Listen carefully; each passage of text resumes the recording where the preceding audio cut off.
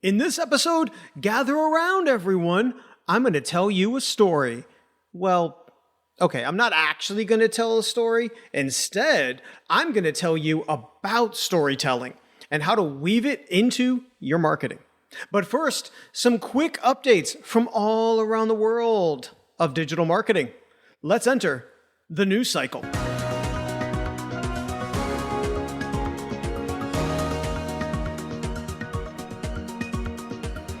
All right, so there's a lot to catch up on since last episode. Twitter is now X.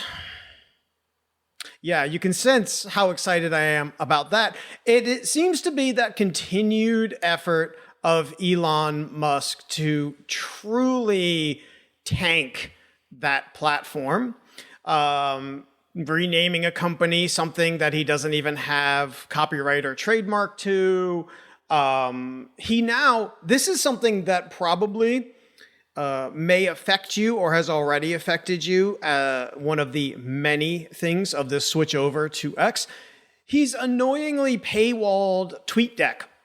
So what used to be the free Twitter tool that you could use for multi-account scheduling, management, social listening related to Twitter, and maybe your multiple accounts, your personal account, your business account. Well, now to use TweetDeck, you need to be a paying subscriber. You need to have, I think, what they call the blue subscription. So just one of literally the laundry list of things that Elon Musk has done and continues to do to seemingly just tank what we formerly knew as Twitter and kill that bird and bury it in the ground.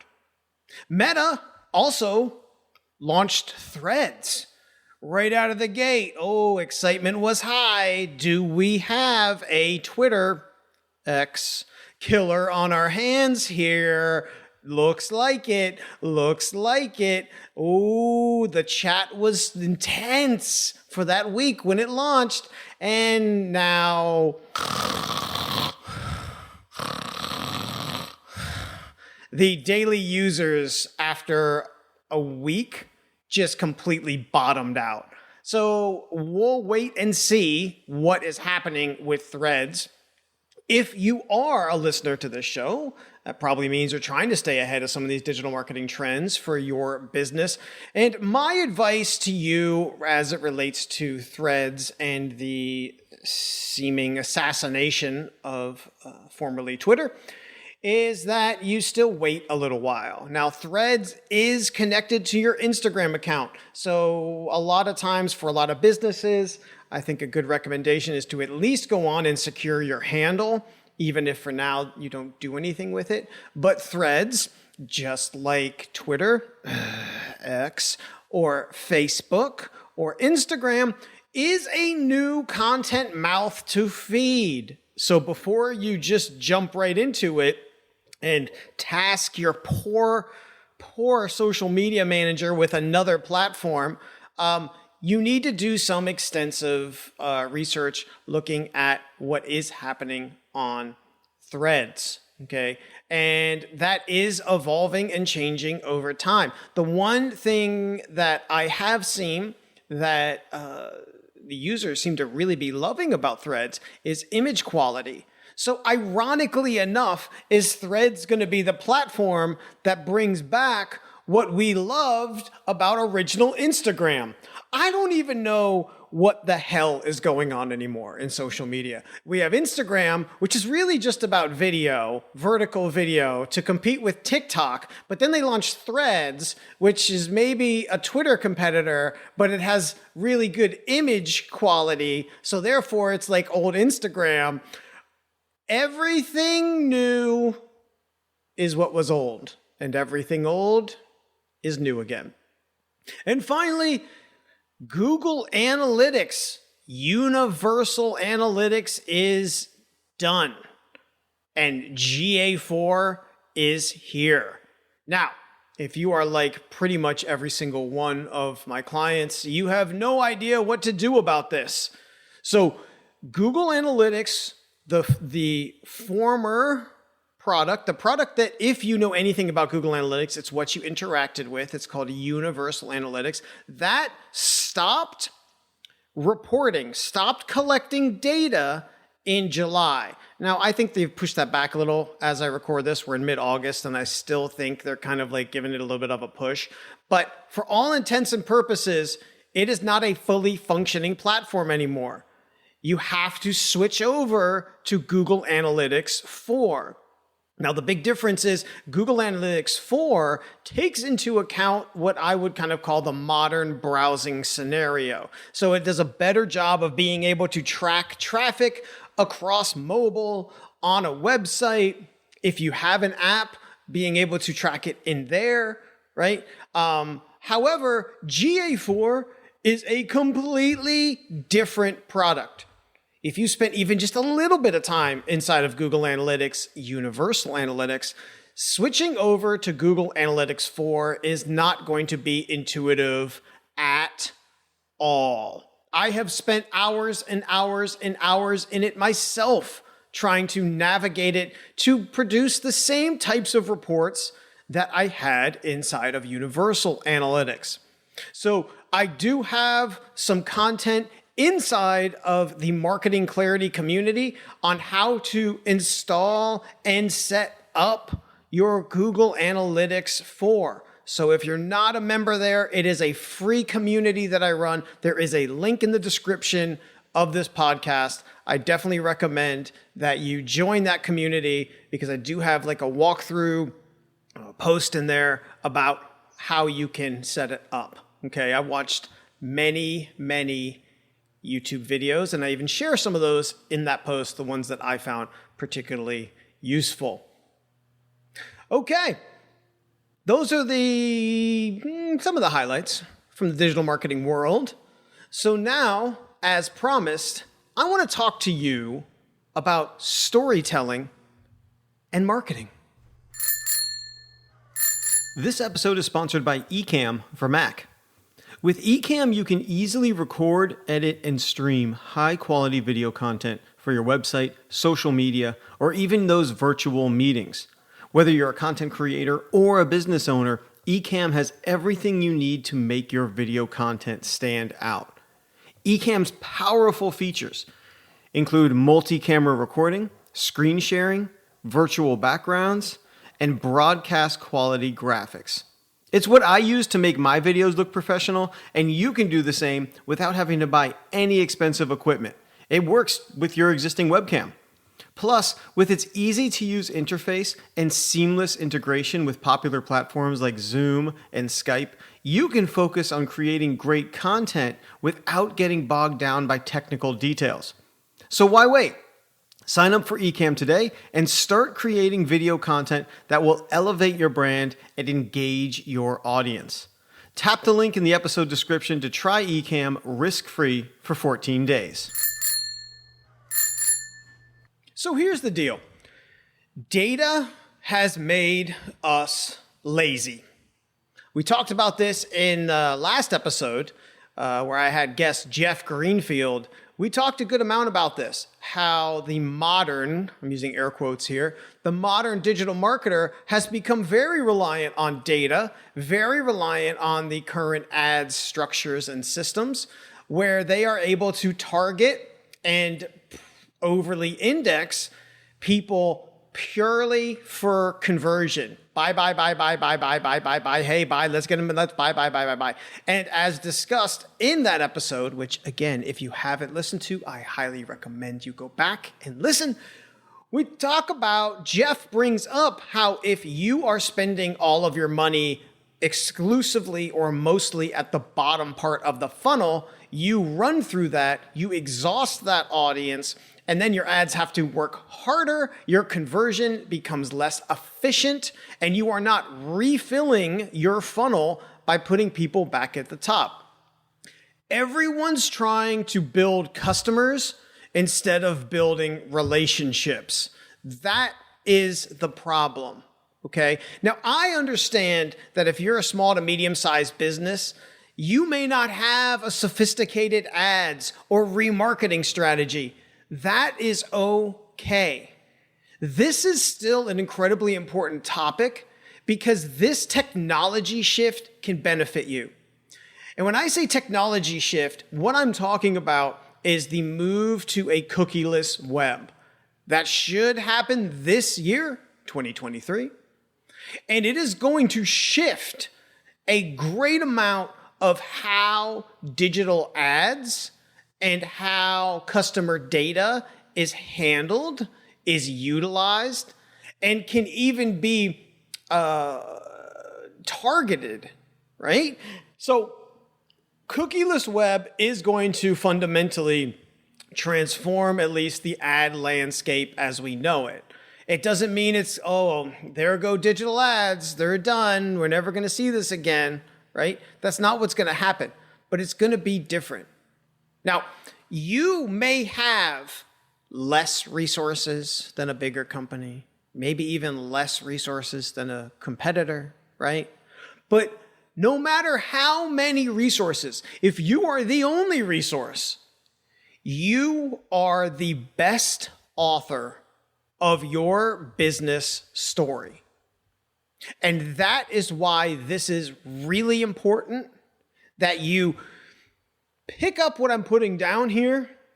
And if you're not doing ads, or if you are actively doing content, that you start to at least make a strong consideration for storytelling.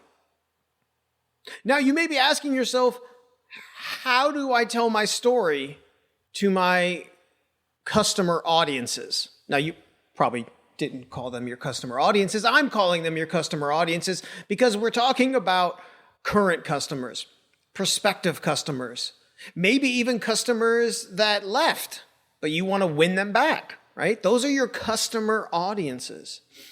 Well, the first thing you need is you need to know your story. You know, this isn't what I'm talking about here, and your marketing should not be improv or jazz, where you're just skibbity-bop booing left and right about your marketing. You need an actual plan, a blueprint, if you will. And that is exactly why I put together my flagship program, the DIY Marketing Clarity Guide. It is $9, and it is video guides, downloadable worksheets. Everything about it is to help you define your story. And it's broken up essentially into 3 chapters, right?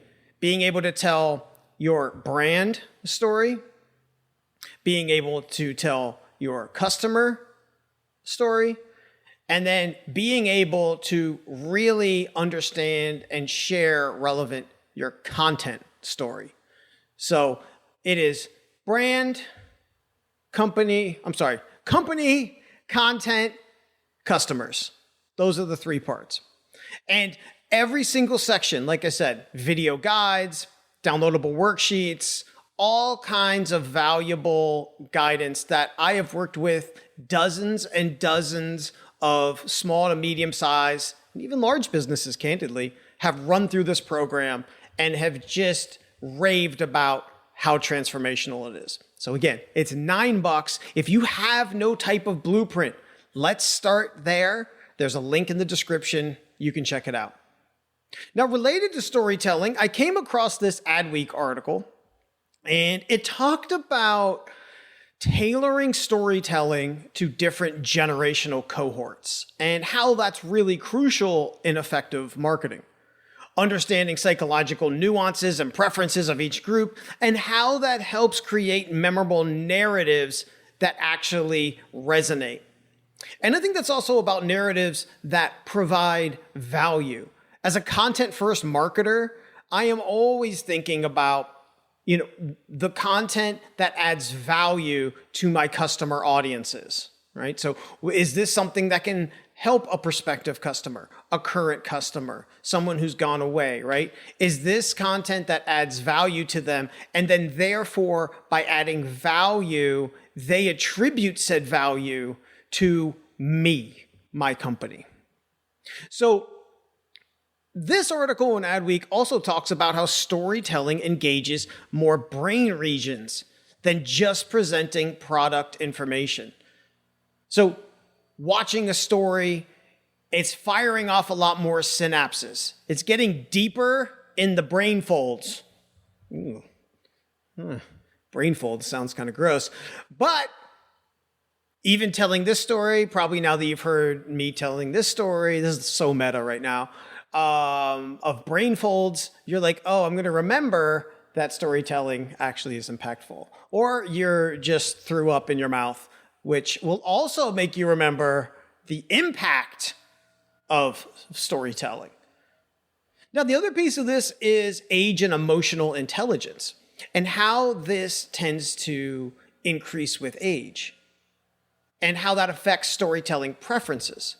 So I wanted to share with you again from this article, like some really good highlights related to the generational differences and how marketing and storytelling is perceived and what these generations, kind of at a high level, their preferences, right?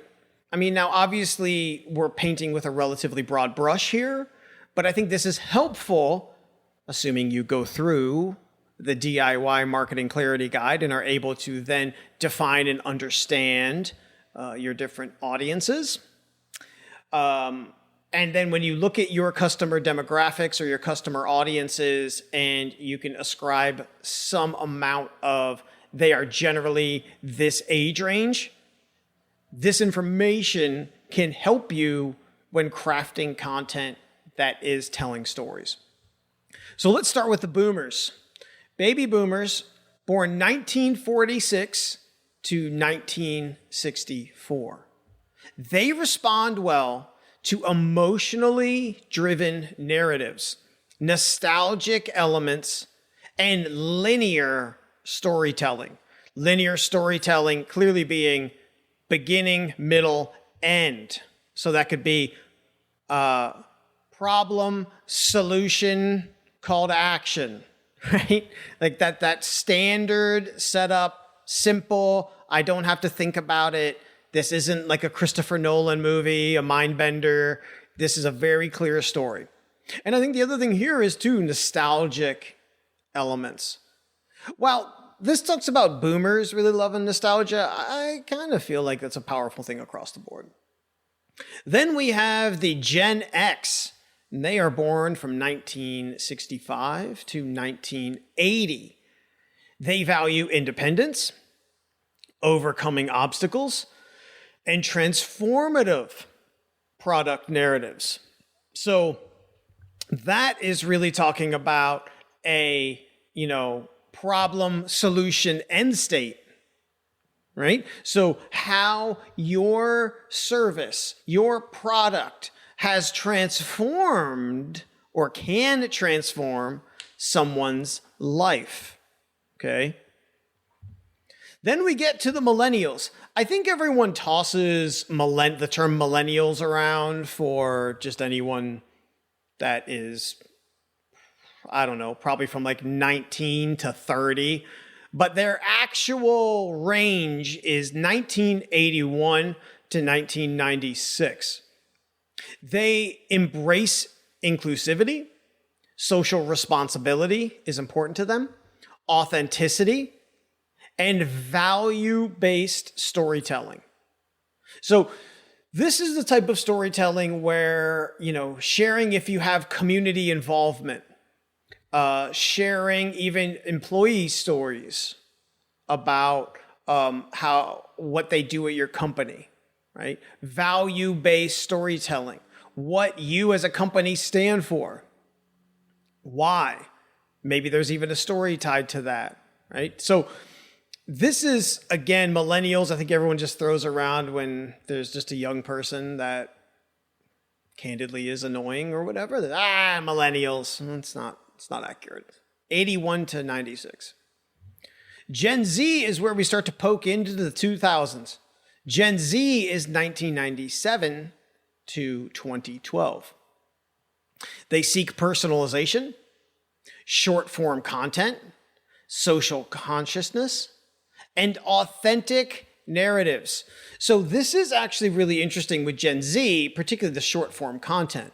So you look at, as I was talking about before, the platforms that are currently just in our lives right now: TikTok, Instagram, Threads, I guess, X, YouTube, okay, and maybe by extension, YouTube Shorts. This generation really engages with content in a short format, and they jump around. Okay, so this is where having an overarching potential theme or a campaign and then building it into bite-sized pieces is really beneficial. And I would say this to you: when we're talking short-form content, we are also probably talking mostly about short-form vertical video. That is what is king right now.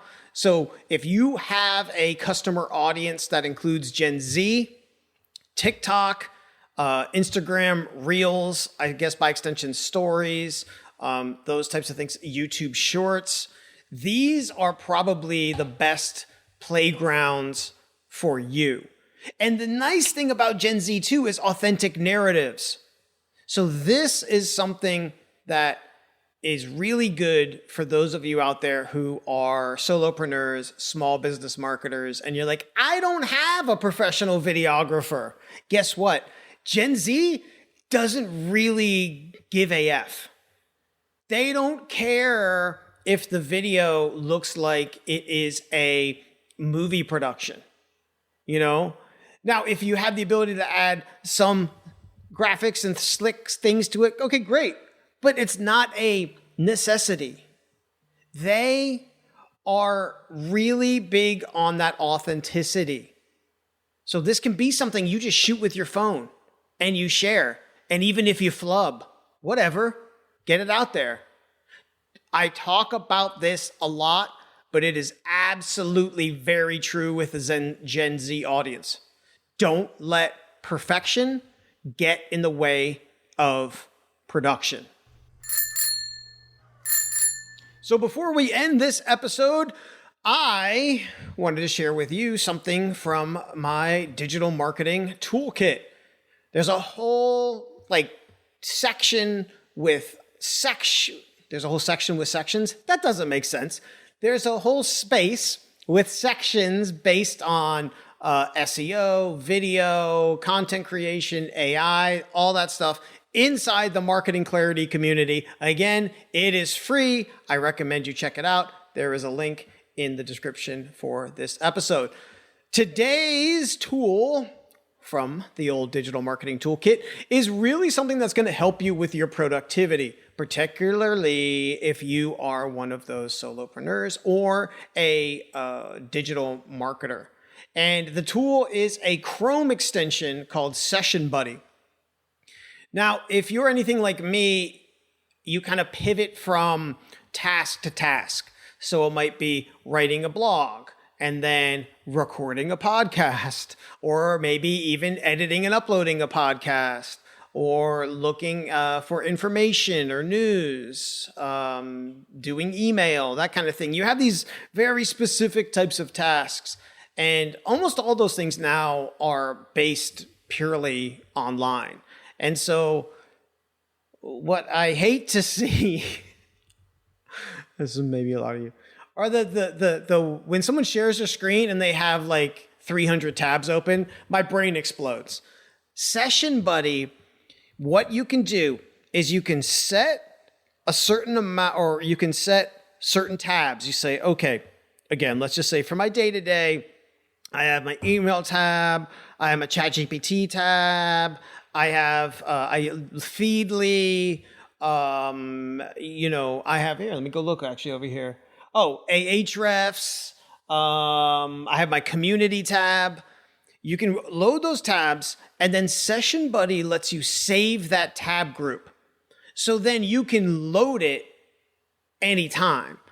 So you can open up one window, hit Session Buddy, and then load those specific tabs only. I have really, really, really liked it. It's super helpful, particularly if you do work at home and then maybe in an office, you have a hybrid situation with different computers even.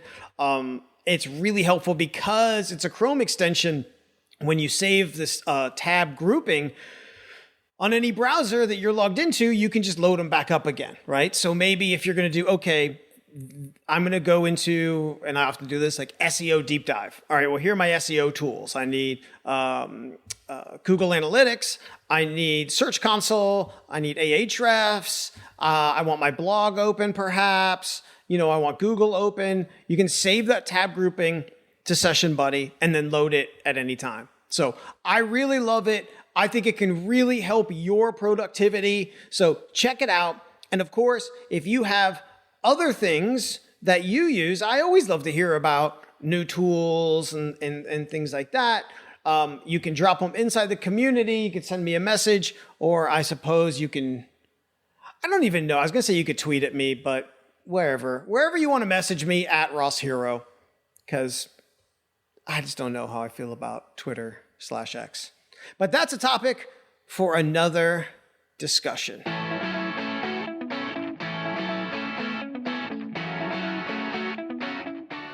So I hope you found this episode helpful. Get out there and start working on your business story, right?